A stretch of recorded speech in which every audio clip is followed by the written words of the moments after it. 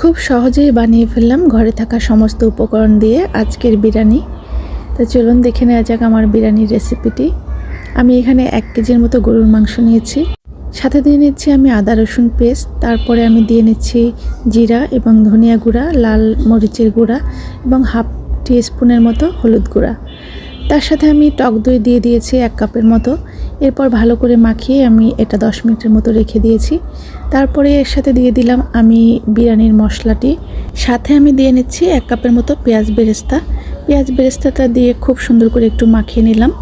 তার সাথে আমি দিয়ে নিলাম কাঁচা সরিষার তেল। কাঁচা সরিষার তেলটা দিয়ে মশলার সাথে মাখানোর পরে একটু ঢেকে দিলে দেখবেন যে খুব সুন্দর একটা স্মেল বের হচ্ছে, খুব ভালো লাগে। আধা ঘন্টা পরে চলে আসলাম। এই যে ঢাকনাটা তুলে আমি এখানে কাঁচা পেঁয়াজ কুচি অ্যাড করে দিব।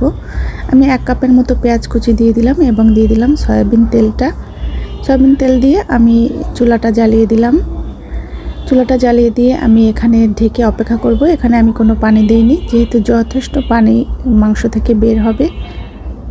তো এই তো দেখুন, মাংস থেকে যথেষ্ট পরিমাণ পানি বের হয়েছে এবং কালারটাও কিন্তু মাশাআল্লাহ খুব সুন্দর এসেছে। দেখতে থাকুন। এখন আমি বাসমতি চালটা শাহি জিরা, একটা স্টার মশলা, লেবুর টুকরা এবং তেজপাতা দিয়ে চালটা রান্না করে নেব। আমি কিছু আলু দিব, তাই আমি আলুটাকে এভাবে ভেজে নিয়েছি। এই যে এভাবে দিয়ে আমি রাইসটাকে রেডি করে নিলাম। খাবারই কিন্তু রেস্টুরেন্টের তুলনায় বাসায় একটু স্বাদটা বেশি ভালোই হয়ে থাকে, কিন্তু দেখতে রেস্টুরেন্টের মতো লাগে না। রেস্টুরেন্টের মতো যেন দেখতে লাগে, তাই আমি এখানে আলাদা একটি পাত্রে ডেকোরেশনের জন্য রাইসটা লেয়ার করে নিচ্ছি। বড় বড় রেস্টুরেন্টে কিন্তু অনেকগুলো করে লেয়ার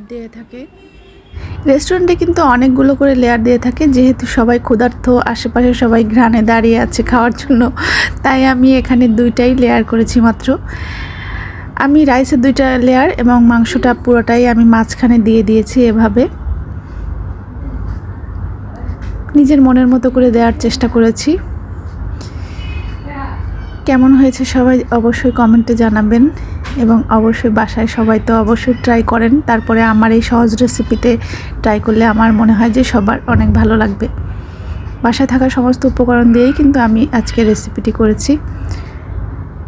এরপরে আমি একটি তাওয়ার উপরে 10 মিনিটের জন্য এই লেয়ারটি করার পরে আমি তাওয়ার উপরে দিয়ে একটু চুলায় নিভু নিভু জালে দিয়ে রেখেছিলাম।